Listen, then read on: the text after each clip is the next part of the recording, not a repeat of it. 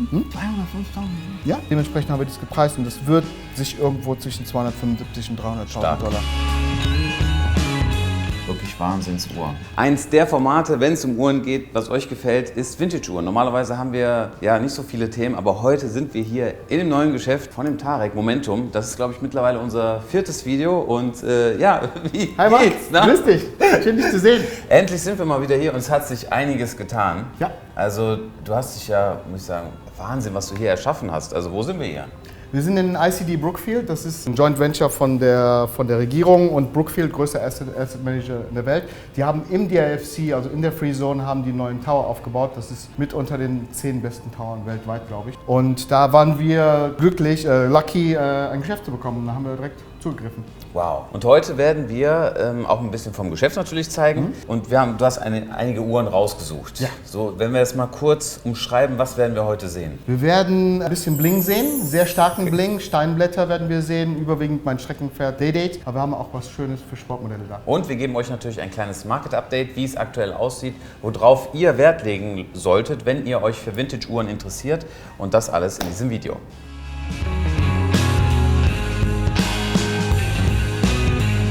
Also ich muss wirklich sagen, bevor wir anfangen, nochmal, also wirklich herzlichen Glückwunsch zu diesem Geschäft. Wir haben hier so viele schöne Accessoires, also falls ihr von hier auch seid, ne, wir haben auch viele Zuschauer aus Dubai, also du hast hier mit so viel Liebe ganz viele Kleinigkeiten, die man entdecken kann. Du hast hier Vintage Glasses von Cartier, Standuhren, immer, was ist... Ja, das ist einfach, ich meine, das ist komplementär zu Uhren. Es gibt viele, die einfach schöne Objekte suchen und dann gehen wir hin und dann suchen wir einfach Sachen, die man einfach quasi nicht finden kann und bringen die hier. Also wir haben zum Beispiel ein paar New Old Stock, die sind nagelneu aus den 80ern, Gläser da, ein paar Cartier Tischuhren, ein Plotter von Asprey. Wer benutzt denn noch einen Plotter? Ja, gar keiner, aber es sieht gut aus auf dem Tisch.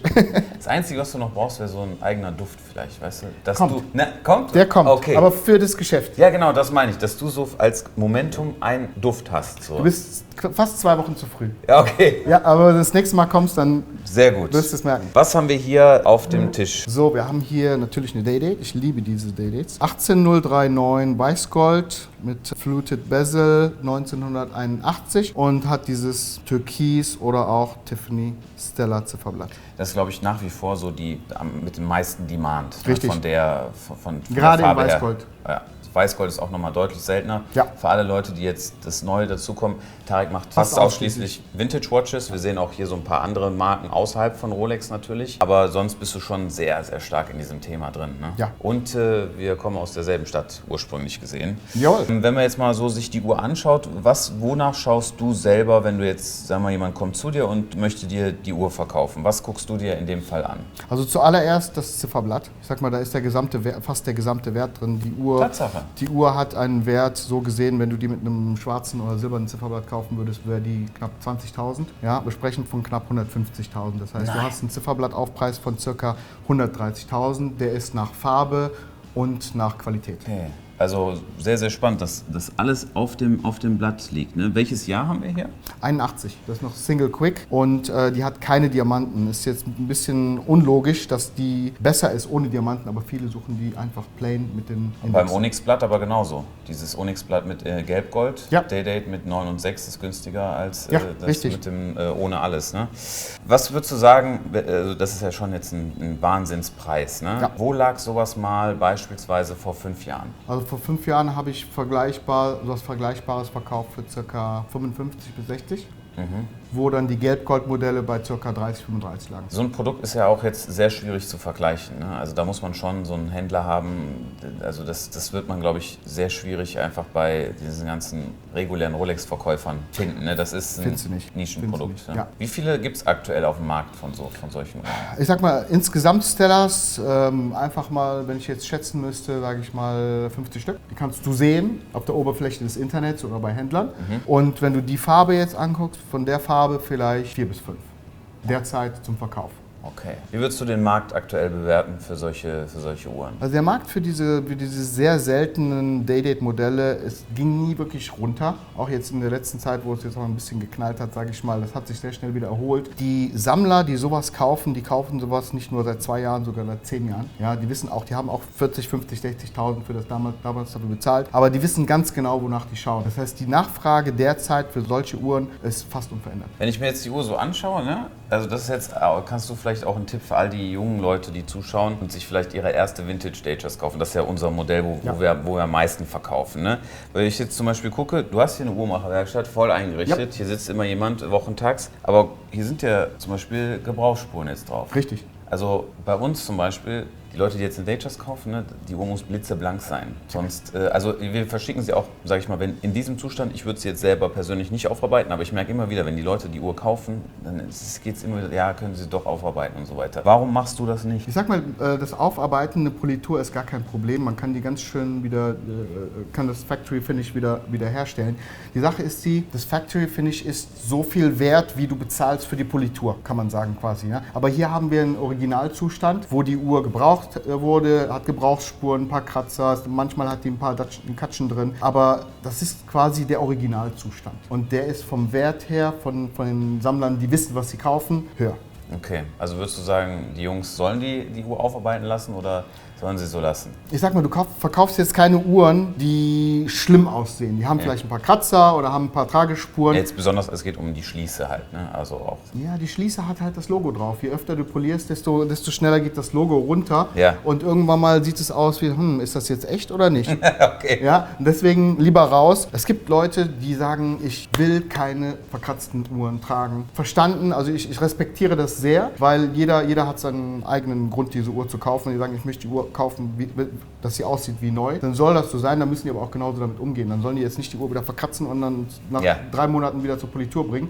Wenn die das ein paar Jahre lang machen, ist das keine Rolex mehr. Sehr gut. Dann würde ich sagen, eine Uhr würde ich gerne als nächstes sehen. Ja. Die hat eine sehr, sehr spezielle Box. Und dafür gehen wir kurz darüber, denn jetzt geht es um King Midas. Richtig.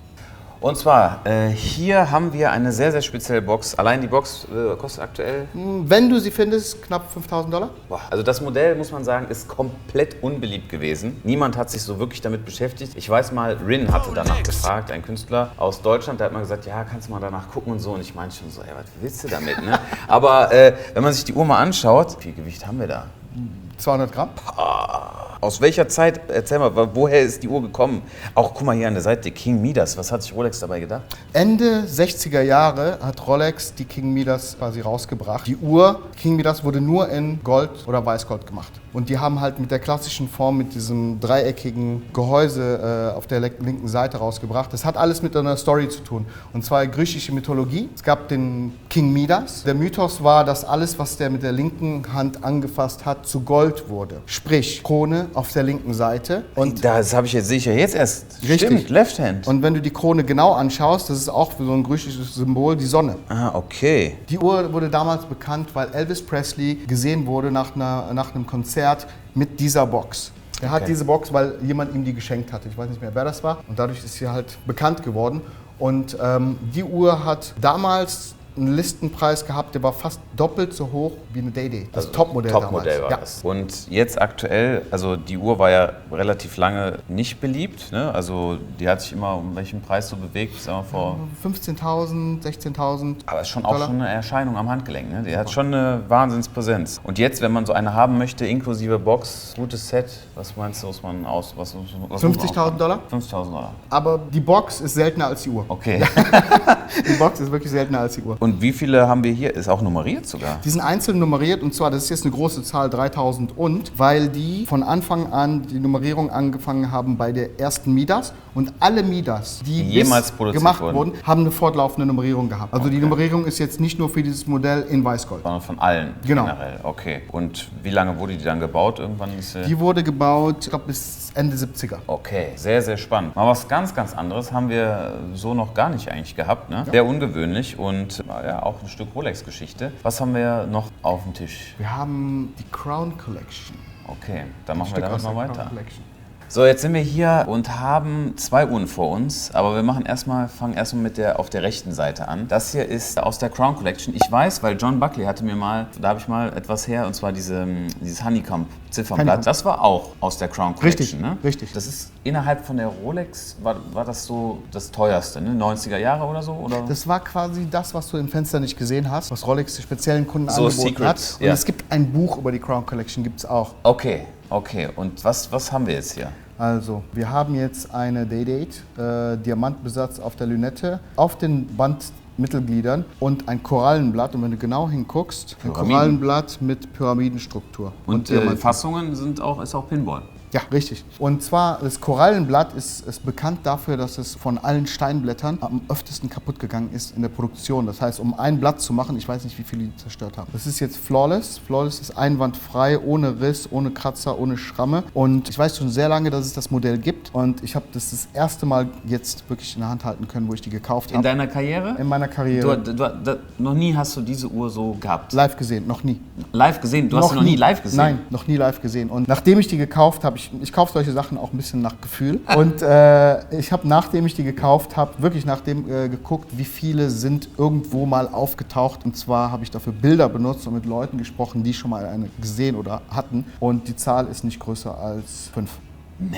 Also ich muss sagen, mit dem Band natürlich, das ist eine heftige Konfiguration. Kannst du dir vorstellen, was das mal gekostet hat damals? Die Uhr, die ist aus den 80ern. In den 80ern hat eine Day-Date wahrscheinlich gekostet um die $8.000. Ich schätze mal, dass es damals ein Listenpreis von 3-mal so viel war. Mhm. Also das Ziffernblatt, die Facetten dieses Pyramiden-Ziffernblatt ist unglaublich. Wenn wir jetzt über Preise sprechen, was kostet sowas? Hast du das überhaupt online? Nee, ne? Die habe ich aus dem Safe rausgekriegt. Ich habe die jetzt vor kurzem bekommen. Ich bekomme die Papiere noch. Die hat noch keiner gesehen. Was kostet sowas? Die wird irgendwo zwischen 275 und $300.000 liegen. Boah, krass, ne? Ja. Aber da muss ich auch sagen, dass du dich in dem Preissegment traust, sowas dann zu kaufen, ne? Du musst ja dann schon irgendwie wissen, also das ist ja schon eine Menge Geld, ne? Ich meine, gut, bei uns, so, wir haben halt Richard Mille, wir haben Patek, so diese Uhren, die am Ende irgendwie jeder so handelt, ne? Aber das musst du ja schon so, einer wird vielleicht sagen so, sorry, aber eine Day-Date kostet 20, okay, mit Factory-Armband. Weißt du, was ich meine? Du musst ja schon da gut drauf sein. Wenn du jetzt diese modernen Grail-Watches wie Richard Mille und so, Klientel kennt die Uhren, die wissen, dass sie mal gebaut worden sind. Ne? Hier, selbst ein Sammler, der seit 10 Jahren Day-Dates sammelt, ich bin sehr stark in dem Markt drin, ich habe das erste Mal in der Hand gehalten, viele wissen nicht, dass es das Modell gibt, und wenn wir das dann rausholen, dann ist... Aber wie kann ich mir jetzt kommt hier ein Sammler rein, dein Top-Kunde, also einer der Top-Kunden, der kommt rein und so, dann sagst du mir jetzt 275. Es gibt ja auch jetzt wenig Argumentationsspielraum zu sagen, ja, aber zahl nur 200 zum Beispiel. Ja. Jetzt, ne? Also wie läuft das dann bei dir ab? Wie kaufen die Leute einfach zu dem Preis, was du dann sagst, oder wie läuft das? Also viele wissen nicht, wie viel die Uhr wert ist. Also viele möchten ungefähr das bezahlen, wo die sagen, ich denke, dass die Uhr das wert ist. Ja, das meine ich. Einfach so, wo sie sagen, ja, das ist jetzt das, was ich denke, was es wert ist. Das nennt sich bei uns, also wir nennen das Ambiguous Value. Das ist der Preis, den gerade jemand bereit ist zu zahlen. Okay. Ja. Ja? Es gibt bestimmt auch einen Sammler, der sagt, okay, die Uhr ist 400.000 oder 500.000 für mich wert. Ne? Ja. Also wir rufen jetzt einen Preis auf, wo wir sagen, okay, wir denken, dass der historisch Im belegbar Vergleich ist. zu anderen Modellen Genau. Ja, okay. Mhm. Genau, also in diesen Modellen benutzen wir andere Modelle, die vergleichbar sind im weitesten Gang, und preisen die dann. Also wir haben jetzt letztendlich eine gesehen mit einem Lapis-Zifferblatt, was bei weitem nicht so selten ist, und die lag schon bei 150.000. Selbe Konfiguration. Nee, ohne das Band mit den Diamanten. Okay, gut. Nur das Blatt. Okay, dann bin ich, Nur das dann bin Blatt ich bei dir. ohne Diamanten für knapp 150.000. Hier hast du das Band komplett, ich meine, der Zustand ist ja nahezu neu. Ja. Grüne Aufkleber noch drauf. Dementsprechend haben wir das gepreist, und das wird sich irgendwo zwischen 275 und 300.000 Dollar abspielen. Und jetzt auf der anderen Seite, wenn wir hier rüber gehen, hier ist ja etwas einfach sehr schlichte Eleganz. Day-Date Oyster Bracelet, glatte Lünette, Arabic Dial, also Hindi Numerals. Was ist hier los? Aber altes Modell. Ja, also die Uhr ist wahrscheinlich älter, als du denkst. Sie ist 1959. Wow. Und 1959 ist die erste Uhr mit Arabic Hindi Numerals gemacht worden. 1959, so das heißt, es ist eine der ersten. Die ist wahrscheinlich speziell für jemanden gemacht worden. Da ist eine Gravur hinten drauf. Ich wüsste, wer die mal machen lassen hat. V.D. Oder wir finden einfach den Kunden, der die Initialen hat. Und genau, sagt, die ist für dich gemacht, ja. Und hat auch diese speziellen Zeiger-Pen? Genau. Pen-Pie oder wie nennt man die? Oder Nee, das sind jetzt Dauphine Hands. Ah, okay. Dauphine Hands. Du siehst, die Uhr ist also Ich meine, das ist so eine kleine Bombe. Die ist Simplicity pur, wie du schon am Anfang gesagt Einfach hast. Oysterblatt, da funkelt nicht irgendwie großartig was. Aber wenn du die Zahlen siehst, die machen den großen Unterschied. Also wenn wir die Uhr jetzt hätten, sage ich mal, auch von 1959 mit dem Band, mit der Lünette, mit einem Champagner-Zifferblatt oder so, dann sprechen wir von ca. 25.000. Okay. Ja? Und so sprechen wir von dem Zehnfachen. Die Uhr ist eine Viertelmillion, $250.000. 250.000? Ja. 250.000? 250.000? Ja? Ich mache den ein bisschen besseren Witz. Warum ist der Zustand so gut? Du kannst mir noch nicht erzählen, dass seit der Zeit die Uhr so wenig getragen wurde. Ich denke, die ist das mal poliert worden, ja, aber die sieht noch sehr, sehr gut aus. Ich denke, dass das Glas mal ausgetauscht oder poliert wurde. Aber das Band, guck mal, das ist ja nix. Wie kann das sein, ey? Du musst überlegen, also jemand, der damals die Uhr gekauft hat, der hat die ja nicht im Fenster gekauft, der hat die machen lassen. Okay. Also der hat die bestellt quasi so. Ich nehme an, dass das in der Zeit Royalties waren, also Königsfamilien, einflussreiche Menschen aus dem Mittleren Osten. Das heißt, das war etwas Spezielles. So, und der Logik nach will man auch sowas nicht jeden Tag tragen. Das heißt, ich glaube, die ist damals irgendwie zu Anlässen getragen worden und dann irgendwann vergessen worden. Wahnsinn. Das ist ja schon mal so, also wenn wir aus dem Mittleren Osten hier, aus Dubai, aus Saudi-Arabien, aus Katar Uhren angeboten bekommen, dann sind das Uhren, die im Safe gefunden werden. Das ist kein Witz jetzt. Okay. Dann sind das Uhren, die im Safe gefunden werden, die irgendwie die neue Generation noch nicht angefasst hat. Die alte Generation hat die getragen, als sie neu war damals und dann ist sie weggepackt worden. Hochspannend, Mann. Also das ist wirklich Wahnsinn. Was für hohe schön, Werte, ne? ne? Was haben wir als nächstes? Wir haben etwas sehr, sehr, sehr Seltenes in Weißgold. Okay. So, den Tisch kennen wir, ne? Das ist auch Das ist der alte. das ist der Tisch, an dem wir sonst immer gedreht haben. Ich muss sagen, wann war ich das erste Mal bei dir? 2020 oder 2021? Ich glaube Anfang 2020 vor Covid. Ja, irgendwie sowas war das, gerade als ich mich selbstständig gemacht habe. Und jetzt sitzen wir hier an dem Tisch und was haben wir hier? Auch schon wieder Dated? Ist Datejust mit einem Holzblatt. Nimm die mal in die Hand. Ist in Gold. Das ist Weißgold. Ich wette mit dir, du hast dieses Band noch nie gesehen. Weißgold Rivet. Sehr, sehr spezielle Konfiguration. Datejust, Oyster Bracelet, Weißgold, genietet und Walnuss oder welches? Ja. Walnussziffer. Burlwood heißt das. Burlwood, okay. Was ist die Geschichte hinter so einer Uhr? Also aus welchem Jahr ist sie? Die ist von 1978.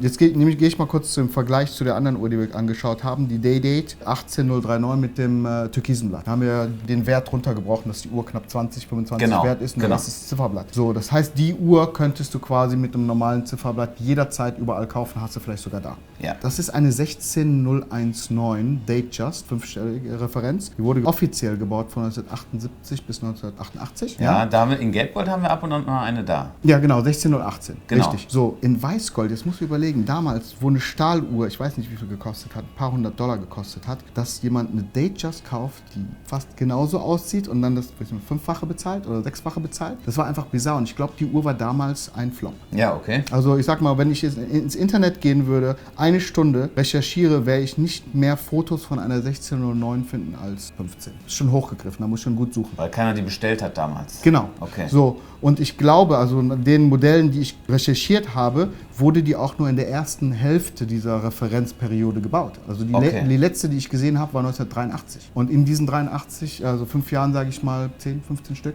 gesehen. Ja, vielleicht gibt es 3-mal so viele, ist immer noch weniger als 50 Stück. Die Referenz 1609 ist unter den seltensten, wenn nicht die seltenste Datejust-Referenz. Und dann noch mit einem... So, das ist nur das Gehäuse. Dann hast du das Zifferblatt. Du siehst, das hat einen silbernen Print. Das hat keinen weißen und keinen schwarzen Print. Schwarz wird keinen Sinn machen und weiß sieht schlimm aus. Die haben einen silbernen Print genommen. Und aber auch für die Indizes, ne? Genau, und du hast lange Indizes, wie die Radial Dials. Stimmt, das fällt mir jetzt erst auf. Sehr individuelle Konfiguration. Ja. Also bei der Uhr ist jede einzelne Komponente unglaublich selten. Und dann, so, jetzt kommt der Knaller. Du hast ja ein Weißgold vernietetes Band.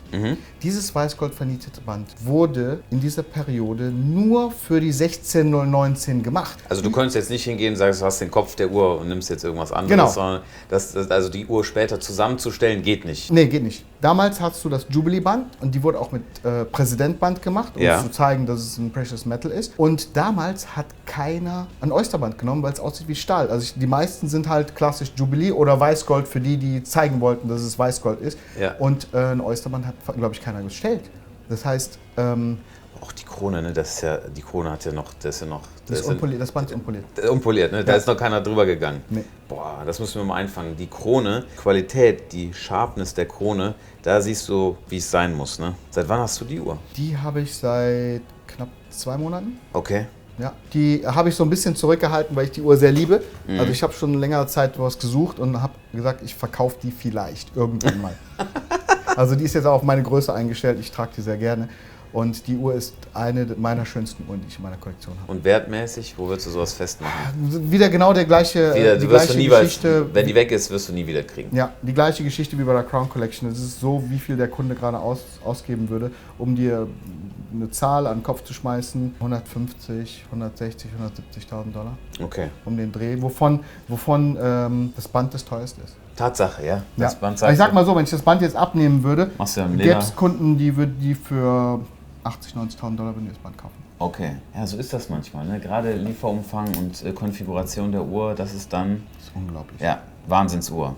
Wirklich Wahnsinnsuhr. Also, ich muss sagen, jedes Mal, wenn wir hier hinkommen, sieht man Sachen, ne, die man sonst so noch nie auf dem Schirm hatte, die man gar nicht wusste, dass sie existieren. Wir haben am Ende jetzt noch als letzten Halt noch eine Sportuhr. Richtig. Und zwar, ich glaube, das erste Mal sogar haben wir hier eine Daytona. Normal, es gibt ja gerade die Italiener, ne, Stahl-Sportuhren. Daytona ist so, ja, was alle haben wollen. Was für ein Modell haben wir hier? So, das ist nicht einfach eine Daytona, ich glaube, das ist die beste Daytona. Das ist eine 6263 Referenz von 1979 mit dem Big Red Zifferblatt. Das heißt, dieses Daytona, der Schriftzug auf dem Zifferblatt, das heißt Big Red. Und da gibt es auch ein Small Red, das wäre dann ein Service Dial. Ja, das sieht man, dann ist die Schrift kleiner. Die Uhr ist sehr beliebt von der Referenz her, weil diese Drücker verschraubt sind und die geben auf dem Handgelenk einfach ein bisschen mehr Größe. 37 mm ist hier, Ja, oder? also die Uhr, das Gehäuse selbst ist knapp 36 mm, also du siehst, die Lünette geht so ein bisschen drüber, Ja. deswegen werden das ungefähr 37 mm. Das heißt, wenn du die in einem Auktionskatalog siehst, dann sagen viele 37, aber ist nicht falsch. Okay. Ja, Original Zeiger, siehst ein bisschen Patina auf den Totalisatoren und sehr schöner Originalzustand, Lünette, Drücker original und kommt halt. Mit allem, ne? Box, Ja. Papiere, dieser Kalender ist auch mit dabei. Alles passend. Bei Daytona-Modellen, also ich glaube, du bist eher ein Fan von Daydates, ne? Ja. Aber also Daytona kaufst du dir nicht so gerne? Wenn ich eine schöne finde, dann sage ich nicht nein. Ich glaube aber tatsächlich, bei den Modellen ist am meisten verbastelt, oder? Viel, sehr Ja, viel. ne? Also gerade bei den Sportuhren, dadurch, dass es auch die Uhr, die im Hype war, Ja. da haben viele Leute so hin und her was gemacht. Preislich, wo sind wir hier? Knapp 125.000 Dollar. Okay. Für das komplette Set. Ist eigentlich ein sehr fairer Preis, ist nicht teuer, ist nicht günstig. Ich glaube, das ist genau perfekt Okay. gepreist. Für die Leute, die sich jetzt allgemein für Vintage-Uhren interessieren und sagen, sie mögen halt schon, ne, diese Idee von etwas älteren Uhren, die eine Geschichte haben, wo sollen sie anfangen? Man ist 20 Jahre alt, hat jetzt so den Plan, irgendwie die nächsten Jahre drauf hinzusparen. Was soll man machen? Also erstmal lasst euch nicht flashen von irgendwelchen Riesenpreisen und Trophäen und so weiter. Ihr müsst irgendwo einen Anfang finden, wo ich sage, das muss euch gefallen. Ihr müsst dazu stehen. Also wenn jemand sagt, das ist eine alte Uhr, dann müsst ihr stolz darüber sein und nicht sagen, okay, ich habe keine neue gekriegt. Ja. Ne? So erstmal so. Und dann auf ein paar Sachen gucken, wie Zustand, Originalität. Bei manchen Uhren muss man jetzt nicht unbedingt die Seltenheit angucken. Ja? Also eine Datejust 16014, 1601 ist nicht teuer, aber ist eine super Uhr, die kann man jeden Tag tragen. Kriegt man für einen sehr, sehr guten Preis. Also eine gute Einstiegsuhr, die ich empfehlen würde, ist eine Datejust mit Plexiglas oder mit Saphirglas. Sag mal Bereich 5.000 bis 7.000 Euro. Ja. Das ist ein super Preisbereich und die Uhr kaufst du und die wirst du nie mehr verkaufen. Wenn, dann kaufst du eine zweite. Super. Vielen, vielen Dank. Dann haben wir heute mal wieder einiges aus der Welt der Vintage Watches gelernt. Und vielleicht können wir dich auch mal im Livestream nochmal. Ich bin demnächst bestimmt nochmal in Deutschland. Ja, dann ich sehen wir vorbei. dich. Und falls ihr irgendwelche Fragen habt, schreibt sie gerne in die Kommentare. Das heißt, im nächsten Livestream können wir die vielleicht besprechen oder im nächsten Video, wenn ich mal wieder hier bin. Von daher vielen, vielen Dank. Besucht ihn hier vor Ort. Wir haben alles in der Infobox verlinkt. Falls ihr mal in Dubai seid und ihr möchtet gerne diese tolle Auswahl hier live sehen. Und von daher, wir sind raus. Lasst ein Abo und ein Like da und dann sehen wir uns beim nächsten Mal. Ciao. Ciao.